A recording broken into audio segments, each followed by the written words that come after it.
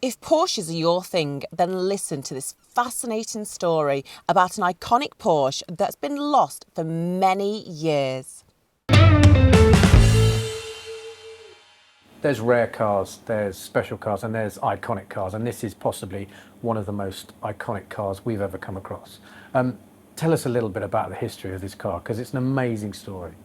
Yeah, it's an incredible story which has gone on since 1958. And I guess we're lucky to have it here. I guess the probability of it not being here, having been a race car most of its life, were quite low. So in that sense, it's been lucky to still be around. And tell us a bit about its history, because there's a, you know, it's come from Colombia, but it's been all over. It's gone through many sort of states. Yeah. Tell us of its history. So originally it was a factory prototype car, done in '58. Which won several races in '58, including Targa Florio, Sebring, and various hill climbs in Europe. And then eventually the last race they did was in Venezuela, the Venezuelan Grand Prix, where von Heinstein drove the car. And then eventually when they finished the race, they sold the car to a local Venezuelan driver. And that's how the car stayed in Latin America.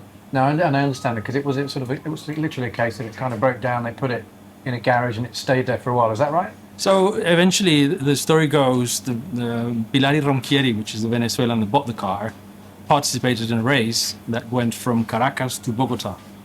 And in this race, he broke down about 2 hours away from Bogota and literally parked the car in a small shop beside the road where it was left. And my father-in-law and his father were following the race, and they saw this yellow car parked by the side of the road, and so they decided to stop and find out what had happened. And they were told that it just literally broke down, and the owner had left the car there, probably come pick it back later on. Wow. And then and the story sort of continues, because it's quite there's a lot of family history as well in this story. So eventually, my father-in-law and his father go back to Bogota and meet his uncle, who gets interested in the car. So they try to get in touch with the Venezuelan owner via shortwave radio.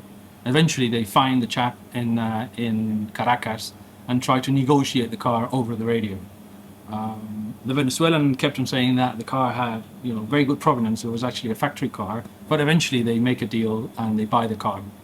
And at this point, Fernando Cortés, my father-in-law's uncle, buys the car and races the car locally for quite a few years, and then starts changing hands in between people in Colombia.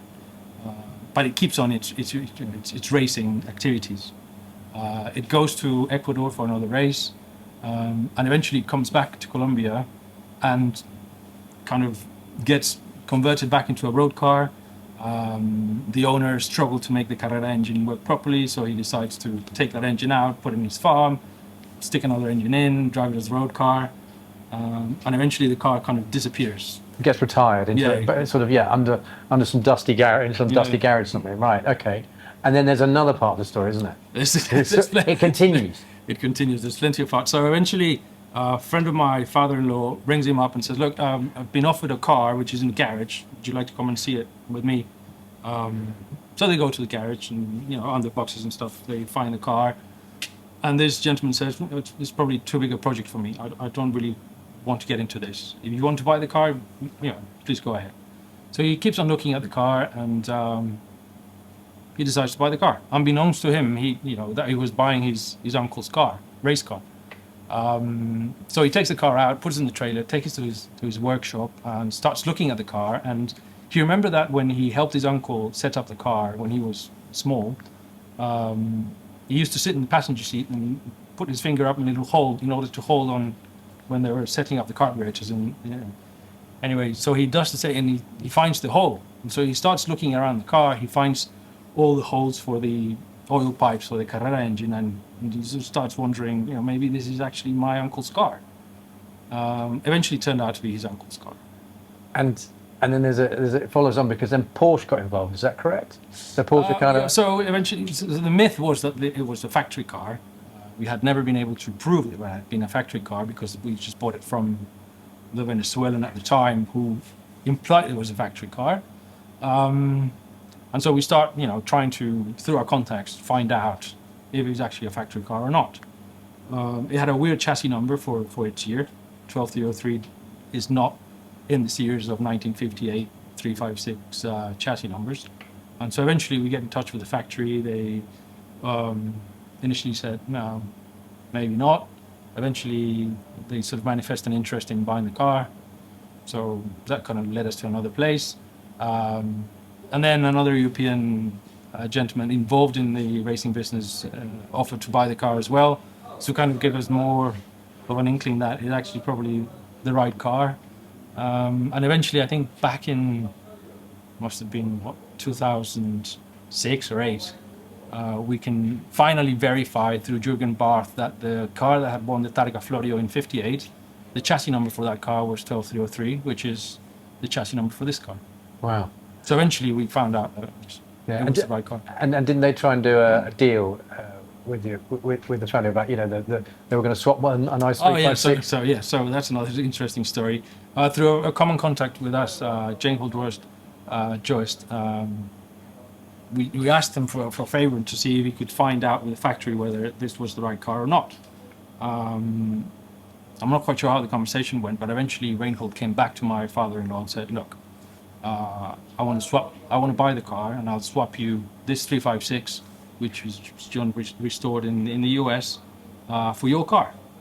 And so Reinhold sent the car in an airplane to Bogota.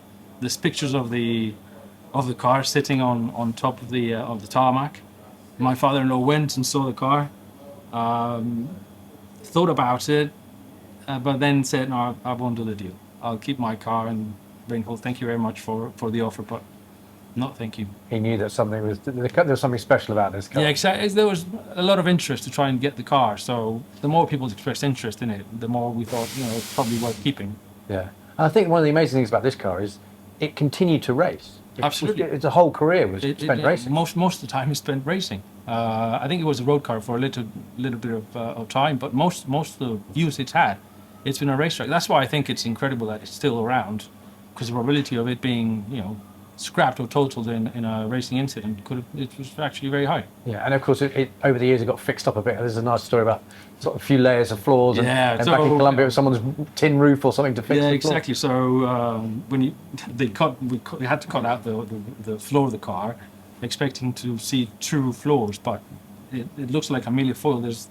There's like 5 or 6 layers of metal. These things rust over time, so all they did back in Colombia was just try to keep it running. So they just kept on welding new floors underneath it to keep it running. And what's the intention with the car now? I mean, here she lies. She's sort of in the process of being fixed up. What's the plan? The plan is to continue to enjoy the car, so restore it back to what it was in 58. Take it to a few concours shows, maybe do a couple of races, but in general, just enjoy the car with the family, take it out, drive it, and share the history, because I think it's an interesting history. And because you race vintage Porsches yourself, have you any intention of racing it? Continue the family line? Yeah. I think my father-in-law would probably race it first. I'll give him support, but I think this car is meant to be used. There's no point in fixing the car, restoring it, and then putting it away for no one to see. And are you going to be a good son-in-law and let your father-in-law have first go? Yeah, absolutely. I'm just trying to help, really. That's brilliant. Thank you very much. No worries. Thank you for your time.